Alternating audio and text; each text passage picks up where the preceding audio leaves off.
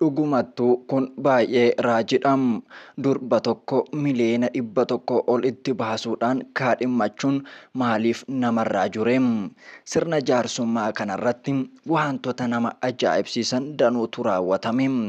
Akkasumas sagantaa jaarsummaa miti cidha biyya kana keessatti taasifame irratti wantoonni hin godhamne danuun sirna jaarsummaa kanarratti godhamanitu jiru. Kunis hedduu kan biyya raajeefi namni martinuu kan irraa dubbachaati jirudha. Jaarsummaan feenet addadha. Intalli kun eenyu jechuun keessan hin oolu. Feenet Gammachuu jedhamti. Durba bareedduu miidhagduudha. Haa ta'uti garuu maallaqni intala kanarratti dhangala'e maallaqa baay'ee guddaadha. Maallaqoota 100,000 lakkaa'amu miti miliyoonotaan irratti dhangala'e. Gurbaan kun gurbaa akkamiiti? Lammiidhuma biyya kanaati moo nama kamtu miliyoona 100 ol intala kanatti baasa kan jedhu ajandaa sooshaal miidiyaati. Egaa gurbaan kun Geetuu Taarikuu jedhama.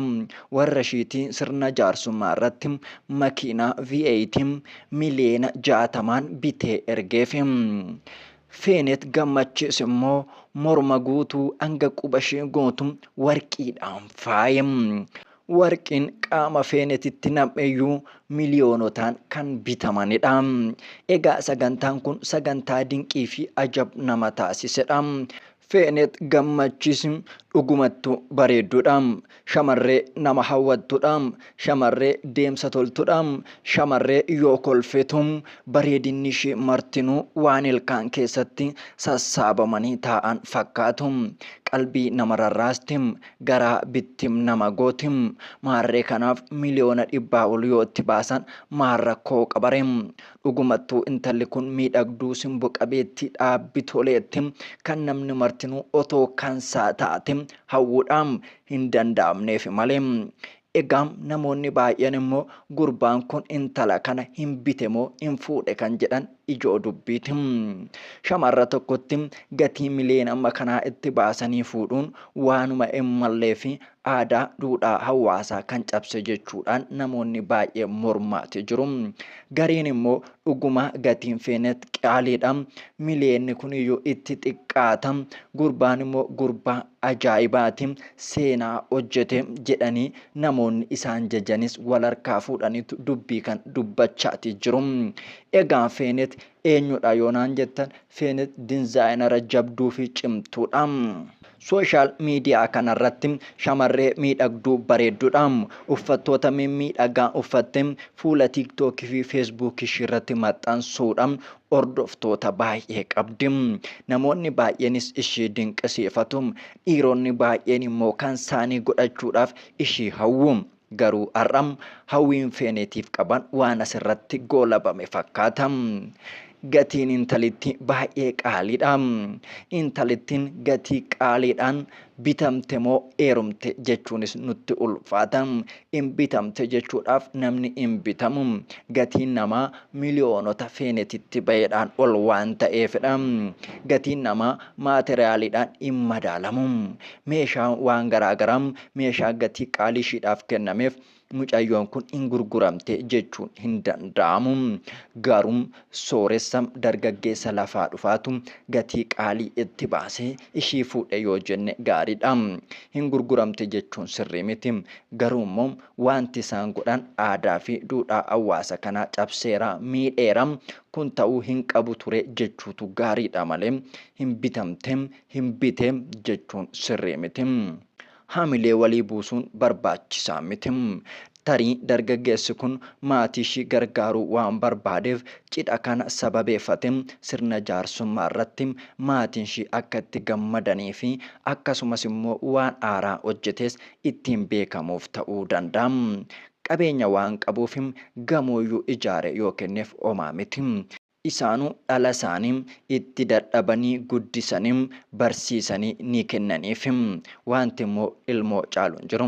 Wanti nama caalu hin jiru. Mucaan kun immoo V8 miliyoona 60 bitee yoo kenneef komii maal qabareem inaaffaas maal qabareem kun rakkoo miti garuu wanta rakkoo qaba jedhee yaadu akka kiyyattis maqaa fuudhaaf heerumaa dhaate birrii amma kanaatitti ba'ee gaafa jedhamu dhiibbaa biraa uumuu danda'a. Shamarroonni akka feeneetti miidhagina qaban bareedina hawwataa qaban akkasuma namoonni baay'een isaan hawwuu fi isaan gaafatu akka feenetitti malee in heerumu jedhanii heerumas dhabuu danda'u ta'a. Akkasumas immoo dhiironni baay'een waan akka kanaan godha jedhanii geetu taarikuutiin dorgomuudhaaf qabeenya qabanis dhadhaachuu danda'u. Wanti kun waan gaariidhaaf waan nama kakaasu natti hin fakkaatu. Osoo akka kiyyaatiin yeruma fuudhan akkuma aadaa fi duudhaa hawaasa keessa jiranitti sirna gaa'ela isaanii raawwatanii sanaan booda immoo maatii walii gargaaruudha. Qabeenya yoo qabaatan maatii feenetiif manas konkolaataas yoo biteef kan waanis namnis jaallatudha.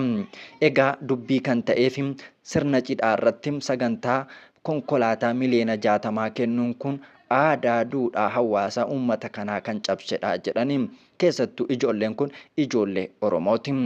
Lachanuu ijoollee lixa Oromiyaa Wallaggatti dhalatanii. Egaa biyyi sun biyya warqeeti. Biyya bunaatiin biyya qabeenyaan badhaatudha. Egaa qabeenyi kun immoo guddaadha jechuu hin dandeenyu. Oromoon martinuu qabaataadha. Akka har'a diinni iyyoomse barbadoomse kana miti. Uummanni Oromoo qabeenya uumamaan baay'ee badhaadhaadha. Silaam wanti kuniyyuu ajandaa hin ta'u ture.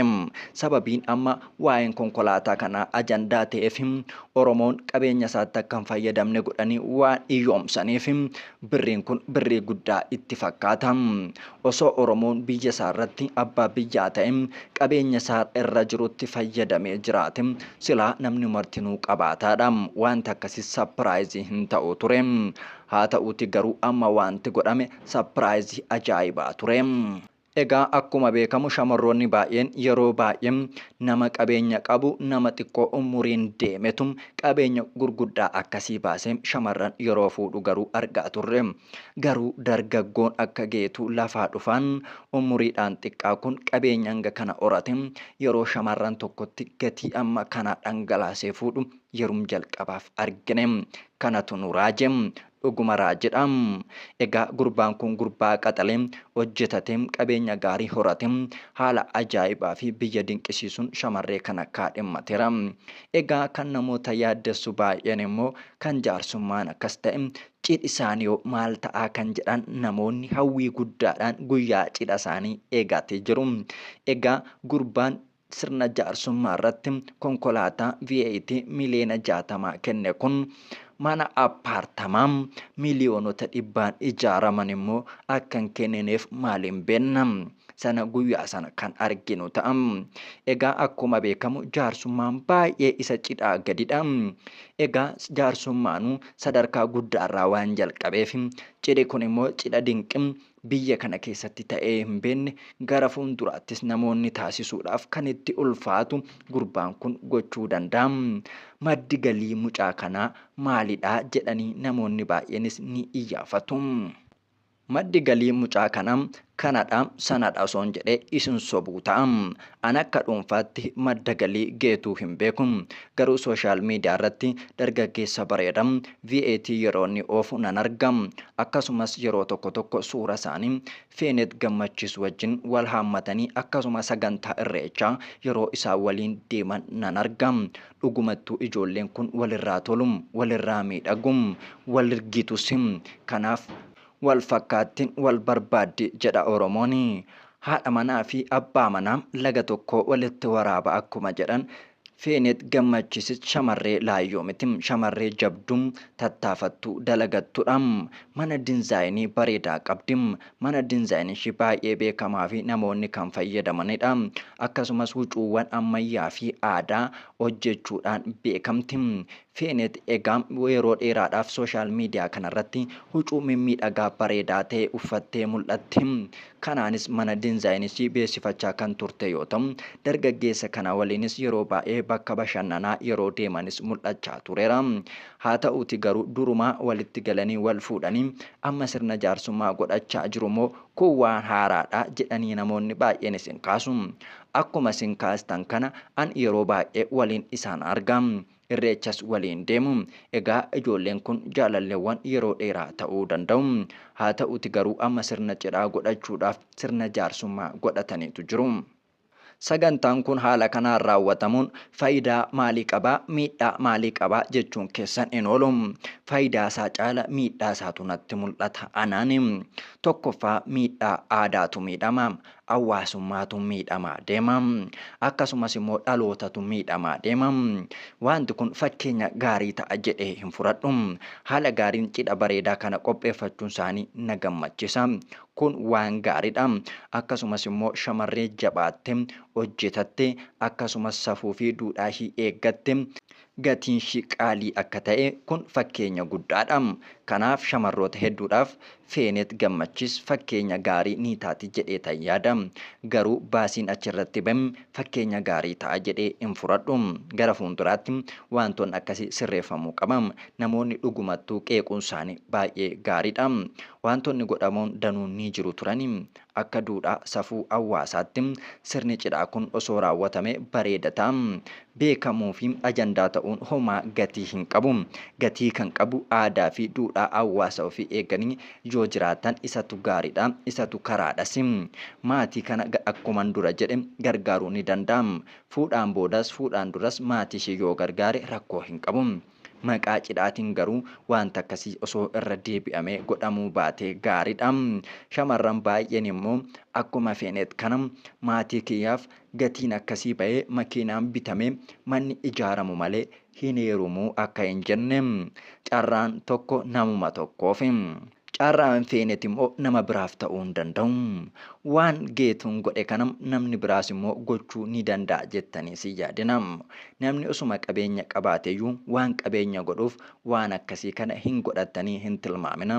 Shamarroonni yeroo baay'een abaluyyuu abaluuf akkana godhe anaaf maaf akkana naan gootu kan jedhan amaloota isaaniiti. Garuu amalli kun sirrii miti. Kan feenetiif godhameyyuu sirrii miti jechaatii jirra.